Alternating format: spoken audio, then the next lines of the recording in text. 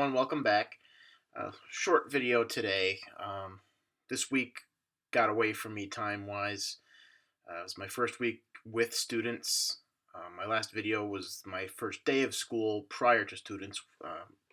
My school was good enough to give all the teachers and everything almost an entire week of just prep time to get ourselves ready for the kids to come in and figure everything out, make sure all of our devices are working and all that.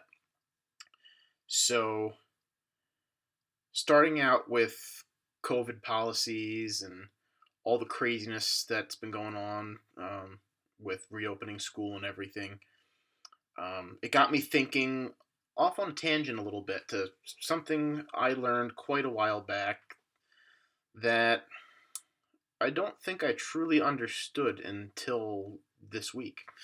I thought I did, but I think only now I really understand it.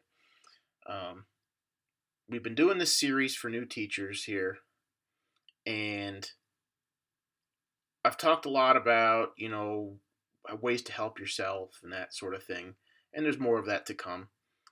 Um, but what I wanted to talk about today, since it's what's on my mind the most, is when you're stressed out as a teacher, how do you alleviate that stress, right? Um, all too often, I've met quite a few of these people. There are teachers out there that are just constantly stressed out. They're unhappy and they burn out really quickly. Um, it happens to all of us occasionally, but there are some people who just kind of get stuck in a rut like that, and they tend not to stay in the profession very long. Which this week, my experience kind of brought those thoughts back up into my mind. My first 2 days with students, I was ready to scream. Um, I thought I had everything figured out and thought it was going to work out the way I wanted it to, but um, as is typically the case, when you think everything's working right, it's not. It's just how it is. So, for instance, the first 2 days, since my district we have in-person and distance learners simultaneously, because we're running 5 days a week. They're either in person or not, and they're committed to that for the entire semester. Um, Keeping track of Google Meet and in person was a very difficult thing at first, particularly when your devices and network aren't cooperating. Our IT people are working like crazy, and they have been since basically the entire summer. And there's even now still more to do. They are so under, that they have so much to do, and there's only so many of them that even though they're working like crazy and doing their best, there's still a lot to be done. Um, Luckily, I think I'm in pretty good graces with our IT people, so they generally, show me some good courtesy and we get along well. So who knows? Maybe that means I get a little bit more priority over them, a little bit of favoritism if there is any. Um, I doubt it though. I wouldn't count on it. But so for me, my biggest problem that I was running into was I like using a document camera. I may have mentioned it in a video before. It's one of it's one of the only real like super high tech digital devices that I use in my classroom.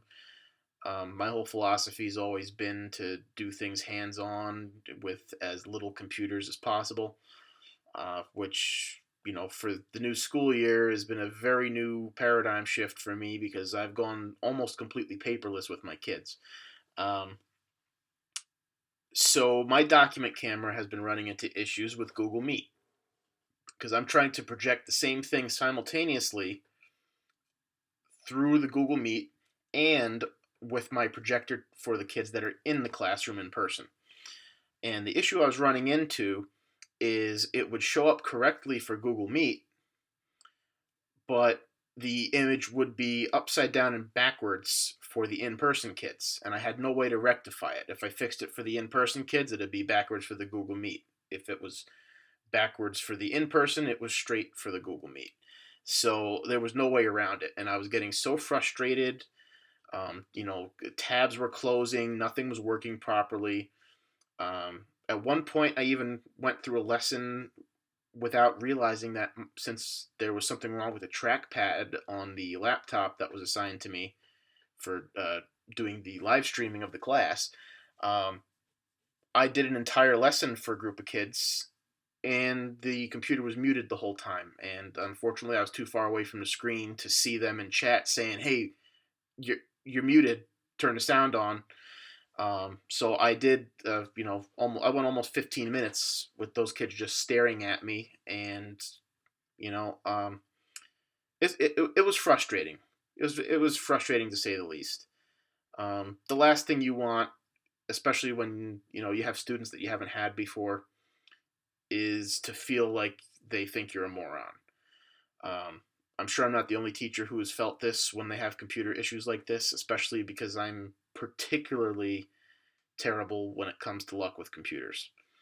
I've always had trouble with that. I'm not a fast study with computers. So I got to the point on Tuesday where I got home from work on Tuesday and I was so exhausted. My mind was going a million miles an hour. And I said to myself, I thought back to a piece of advice I got at my first position, from actually the same person who helped me with some of my other philosophy, which is you need to do whatever you need to do to have a good day. And I said to myself when I got home on Tuesday, when I go in tomorrow, lesson plans that I had set that I would normally do, forget it. I'm going to skip ahead a day and I'm going to change it up because I need to have a good day. That was what I told myself. When I go in tomorrow, I need to have a good day. And then I did.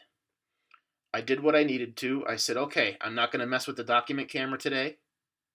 I'm going to do something different. And I streamed my lesson, and it went off without a hitch. And the same thing happened today. Today's Thursday. So I had Monday, Tuesday were absolute dumpster fires. I changed my attitude, unbeknownst to me. I just said, I have to change this or I'm not going to be happy. So I came in Wednesday and it was a lot better, and I went in today and today went off without a hitch, no problems at all. Um, so that brought me back to that piece of advice: is you're going to have the kind of day that you make yourself have. If you go into work saying today is going to be terrible, you're going to have a bad day. If you go into work saying today's going to be a great day, you're going to have a great day. Okay. This isn't just a talk about positive mindset, thinking positive to make yourself positive. It's about, as a new teacher, do whatever you have to make sure you have a good day. I used to talk about this in the middle school with the students as part of how I did discipline. Is I would straight up tell them, when I come into work here, I'm going to have a good day. Um, if you're going to, if a student's going to cause a problem and it's going to make me not have a good day, I'm going to send them out of the room. And then I'll have a good day, and they'll be the only one who's having a bad day. Sounds a little harsh saying it that way, but they get it. If you explain it, they get it.